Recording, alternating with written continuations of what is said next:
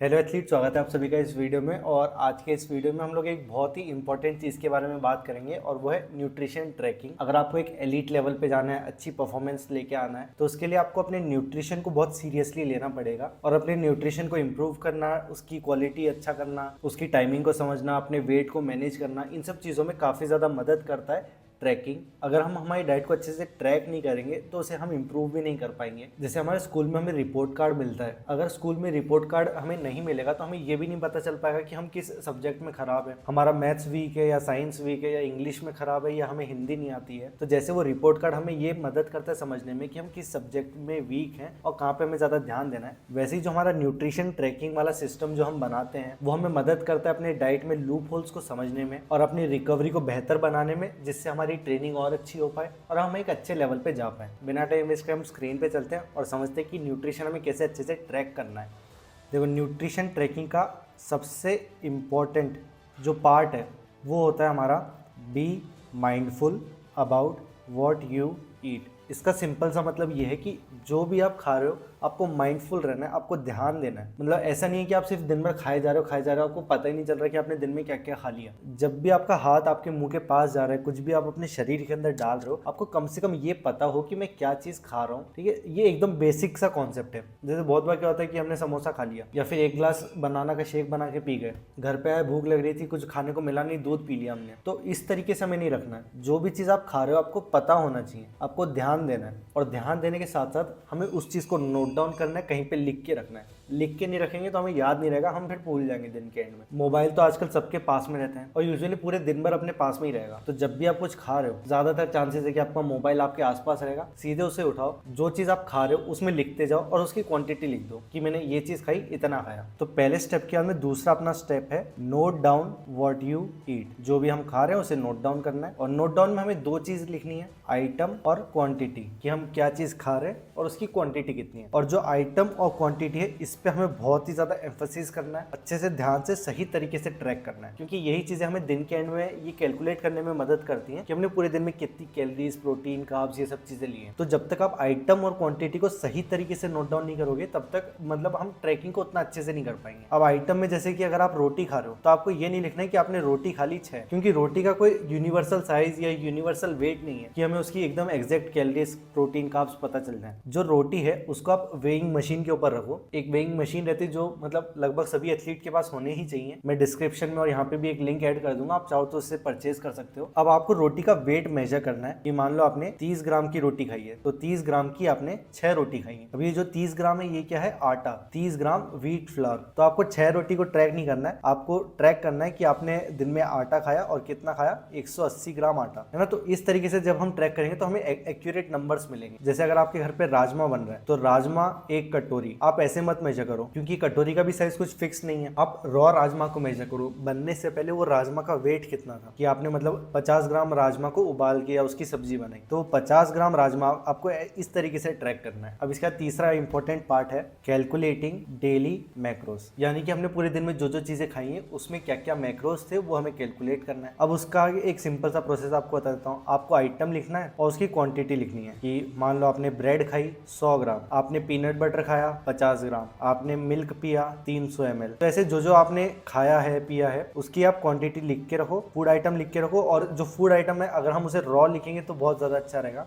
अब ये जो डेटा है ये आपको चैट जीपीटी में डालना है। मतलब आप उसको बता दो कि हमने ये दिन में ये चीज़ खाई, इतनी क्वांटिटी खाई, तो आप मुझे कैलकुलेट करके बताओ कि मेरे पूरे दिन के मैक्रोस क्या क्या हो गए। मैक्रोस में हमें 4 चीज़ें इंपॉर्टेंट चाहिए। पहला है कैलोरीज कितनी ले रहे हैं हम, दूसरा है कि हमने प्रोटीन कितना लिया, तीसरा है कि हमने कार्ब्स कितना लिया और चौथा है कि फैट्स कितना लिया। तो ये 1, 2, 3 और 4, ये 4 इंपॉर्टेंट चीज़ें हमें डेली चाहिए। इसके साथ हमें एक और चीज़ को ट्रैक करना है, वो है हमारा बॉडी वेट। अब आप अपनी कोई भी एक डायरी में एक टेबल बना के रखो, उस टेबल में हमें 5 चीज़ें डेली ट्रैक करनी है। पहली चीज़ हो गई हमारा बॉडी वेट, दूसरी चीज़ हो गई कैलोरीज, तीसरी चीज़ है प्रोटीन, फिर है हमारा कार्बोहाइड्रेट्स और फिर है फैट्स। अब ये हमें वीकली चार्ट बनाना है, ये है हमारा एक वीक का। तो इसमें हमें पूरे 7 दिन का डेटा चाहिए, Monday, Tuesday, Wednesday, Thursday, Friday, Saturday और संडे। पूरे 7 दिन का हमें डेटा चाहिए। डेली आपका वेट कितना, वो वेट आप इसमें लिखते जाओ। कैलोरीज कितनी आपने ली वो लिखते जाओ। थोड़ी देर पहले हमने देखा था कि कैसे हम पूरे दिन की कैलोरीज, प्रोटीन, कार्ब्स कैलकुलेट कर सकते हैं, तो वो कैलकुलेट करने के बाद आप इस चीज में वो लिखते जाना इस टेबल में। अब जब आपका पूरा ये वीक कंप्लीट हो जाएगा, आपको नीचे एक एवरेज डेटा निकालना है ना। एवरेज कैसे निकालेंगे, पूरे हफ्ते में जो जो आपका वेट था सभी वेट को प्लस कर दो और जितनी चीजें हमने प्लस करी है वो आप उससे डिवाइड कर दो। मान लो आपने सारे 7 दिन का वेट प्लस किया तो 600 किलो आया, तो डिवाइड कर दिया हमने 7 से। मान लो कि आप 2 दिन ट्रैक करना भूल गए, सैटरडे और संडे, ये 2 दिन आपने ट्रैक नहीं किया, मतलब आपके सिर्फ 5 दिन का डेटा है, तो वो 5 दिन का जो डेटा है आप 5 दिनों के वेट को प्लस कर दो और डिवाइड कर दो उसको 5 से, है ना। जितने दिन का हम ट्रैक कर रहे हैं उस नंबर से आपको डिवाइड करना है। सेम ऐसा हम कैलोरीज, प्रोटीन, कार्ब्स और फैट्स में करेंगे। और हमें ट्राई करना है कि एक भी दिन ना छूटे, डेली हमें ट्रैक करना है, क्योंकि अगर मान लो आपने 4 दिन का ट्रैक कर लिया लेकिन लास्ट में सैटरडे संडे को आपने दबा के खा लिया, तो उसकी वजह से भी हमारे वेट, हमारी रिकवरी, उन सब चीजों में एक अफेक्ट पड़ता है। तो इसलिए आप ट्राई करो कि एक भी दिन ना छूटे, हमें हर एक दिन का डेटा चाहिए। अब यहाँ पे आपको पूरे वीक का average weight, average calories, protein, carbs और फैट्स पता चल गया। अब इसके बाद में आपको एक दूसरा टेबल भी बना के रखना है, इसमें भी हमें सेम वही चीजें ट्रैक करनी है, हमारा body weight, calories, protein, carbs और फैट्स। लेकिन अब यहाँ पे हम वीकली ट्रैक करेंगे, यानी कि वीक 1 में हमारा एवरेज वेट कितना था, एवरेज कैलोरीज कितनी ली, प्रोटीन, कार्ब्स और फैट्स कितना ली। इसके बाद हम वीक 2 का भी इसी तरीके से नोट करेंगे डेटा को, वीक 3 का भी हमें चाहिए। अब जो भी आपको अपने डाइट में चेंजेस करने हैं वो आप इस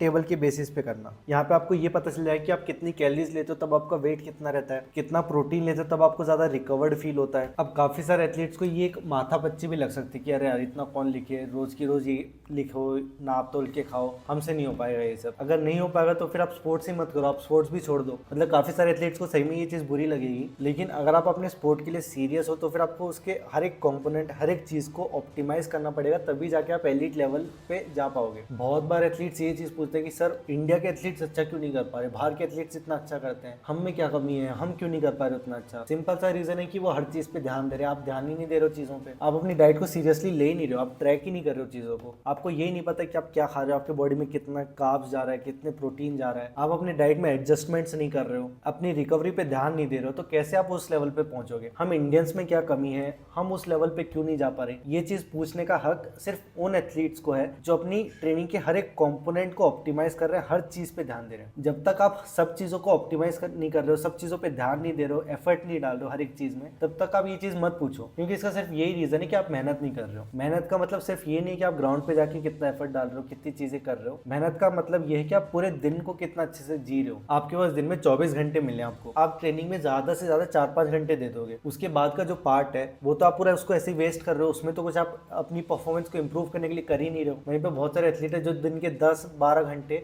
सिर्फ अपने स्पोर्ट को दे रहे हैं, वर्कआउट कर रहे हैं, डाइट पे ध्यान दे रहे हैं, रिकवरी को अच्छा कर रहे हैं, चीजें ट्रैक कर रहे हैं, पढ़ रहे हैं, अपनी नॉलेज बढ़ा रहे हैं। तो कैसे आप उन एथलीट से कम्पीट करोगे जो अपना दिन का 10-12 घंटे दे रहे हैं अपने स्पोर्ट को। जो ये डाइट ट्रैकिंग वाला पार्ट है ये बहुत ही ज्यादा कॉम्प्लेक्स नहीं है, अगर आप इसको सही से करोगे ना तो आपके दिन के 10-15 मिनट लगेंगे मैक्सिमम। और अगर आप अपने दिन के 10-15 मिनट नहीं निकाल सकते हो किसी एक इंपॉर्टेंट चीज के लिए जो आपके स्पोर्ट्स में बहुत ज्यादा इंपॉर्टेंट है, आपकी परफॉर्मेंस को सबसे ज्यादा अफेक्ट करेगा, तो फिर कोई मतलब नहीं है इस तरीके से स्पोर्ट करने का। मैं चाहता हूँ कि इस वीडियो को देखने के बाद अपने डाइट को आप सीरियसली लो, उसे ट्रैक करो और उसके बेसिस पे कुछ डिसीजंस लो। आई होप ये वीडियो को देखने वाले 100 में से किसी एक या 2 एथलीट को कुछ फर्क पड़ेगा और वो आज से इस चीज को सीरियसली लेंगे। और अगर वो 1-2 एथलीट भी ये चीज कर लेंगे तो फिर ये वीडियो बनाना सफल रहेगा। वीडियो पसंद आए तो इसे लाइक कर देना, चाहते हो ऐसी और वीडियोस में बनाऊं तो फिर उसके लिए सब्सक्राइब करके मुझे थोड़ा सा मोटिवेट कर दो। अब हम अगले वीडियो में मिलेंगे, तब तक के लिए बाय बाय और आपकी ट्रेनिंग के लिए ऑल द बेस्ट।